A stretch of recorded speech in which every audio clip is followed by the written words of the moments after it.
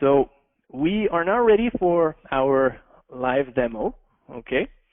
And to give you a brief overview, today we're presenting you a microgrid system that you're seeing here that is attached to a 615 nodes distribution system. Now the main features of this demo are that Artemis SSN blocks are used to decouple the distribution systems into 13 independent parallel groups, okay? The full model is running on 3 cores at 50 microseconds, and the PV and the energy storage inverters are simulated using advanced interpolation techniques. I will now pass the hand to my colleague Amin Yaman, who will be presenting this demo.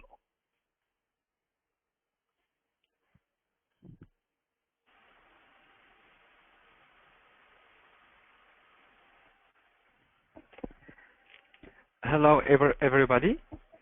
Actually, the microgrid application that we will present today can be seen as a test benchmark that can be used in various fields of research.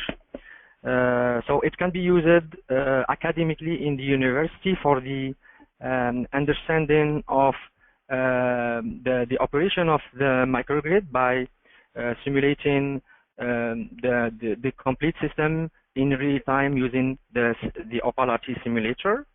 Can you share your screen? The screen? We're not seeing the panel right now. Yes, because I will just talk a little bit about the setup. Okay.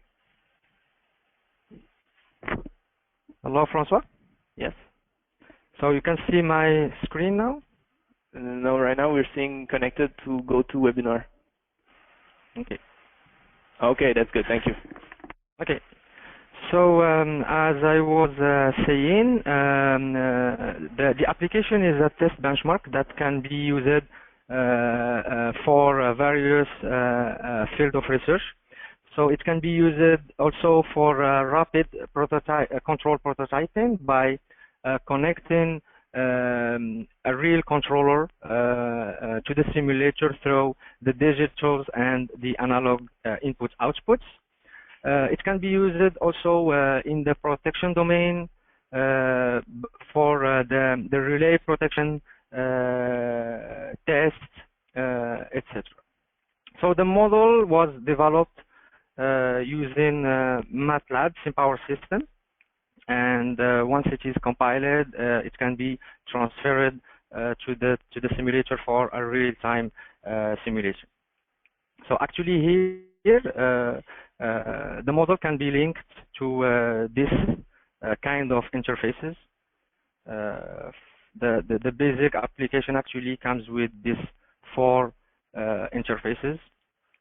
So the first interface here, it shows an overview about the system. So we have here a wind turbine delivering a maximum power of 10 kilowatt. We have here a PV that is delivering a maximum power of 5 kilowatts through this 2-level inverter. We have also some loads representing some neighborhoods, and we have a backup battery that will absorb or deliver the power difference between the generated power and the demand power. So here, this is a global interface that leads to understand a little bit the operation of the microgrid. So the operator can, for example, increase the PV power and also the wind power, as you can see here. And then we can see that actually the generated power is more than the demand. So the battery is actually recovering this power. And then we can see here in this indicator the state of charge of the battery. So we can see that it is charged at 90%. So actually we can disconnect our battery and then sell the power to the power distributor.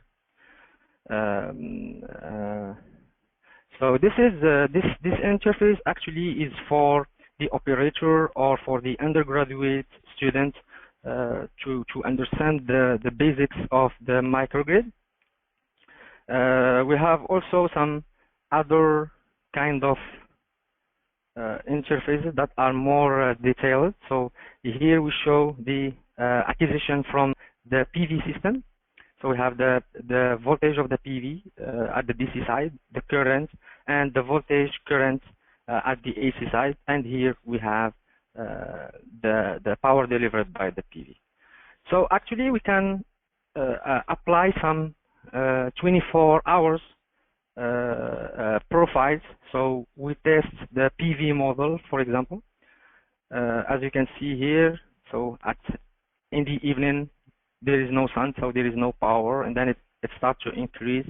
It achieves a maximum at midday, and then it starts to go down to zero, and the power also, as you can see here. So also the insulation or the irradiance can be controlled manually, as you can see here, and then we can see the behavior of the PV system and compare it to the theoretical or to the experiment results. So here we have another tab that will give the result from the battery and the behavior of the battery. So we can also apply some 24 hours load profile this time. So we can see that the control will ask the battery to always follow the power difference, as you can see here. And then if the battery is disconnected, so it's the distributor that will be that will deliver the difference of the power, as you can see here from this graph. So for the wind turbine, we have a wind turbine here, so we can do mini tests. I am showing only the principal tests, but we can do many other tests on the PV, on the battery side, or in the wind turbine side. So here I am applying a 24 hours wind profile, and then we can see the behavior of the wind turbine. We have here the voltage, the current, the power, and the speed of the rotor. So this kind of test, for example, can be used to validate the model of simulation of the wind turbine by applying this kind of profiles and comparing the result with the experimental results collected from the real life. So another kind of test that we can, or another field of application of this kind of test platform is the transient or the fault study. So people usually what they want to do is they have a distribution network and they want to connect their microgrid, but they want to protect it. So they want to see the influence of a fault in different locations of the distribution network on the microgrid. So so here we can do mini tests or many kind of tests in this domain. So for example, here I will show the case of AB to ground fault at one of the buses closer to the microgrid. So here we can see the influence of this fault. This is the bus where the fault is applied. This is the voltage and the current at that bus. And here we have the voltage, the AC voltage and AC current in the microgrid side. So here we can see clearly the influence of these faults on the microgrid by this voltage sag here and this fault current here, and we can see it in the power graph also. So actually what we will do is we can island completely our microgrid, so we have no influence from the fault. And then once we repair our fault, so we can go back and reconnect to the battery again without any problem. So here in brief, some tests. We can also, for people that are, let's connect our battery again.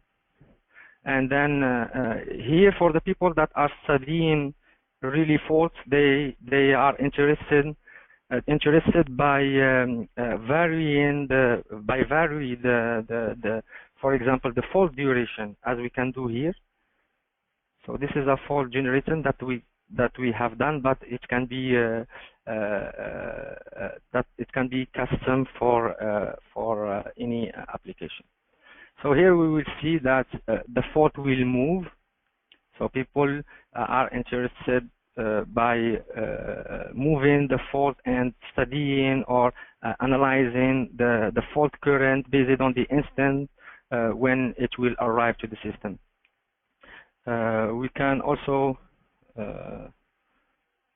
vary the duration of the fault, as you can see here. So here the duration will vary periodically. So here in brief, the kind of fault that we can apply, the kind of test that we can apply. There are many other tests that we can do, and I will keep them for the discussion and the questions session. Thank you.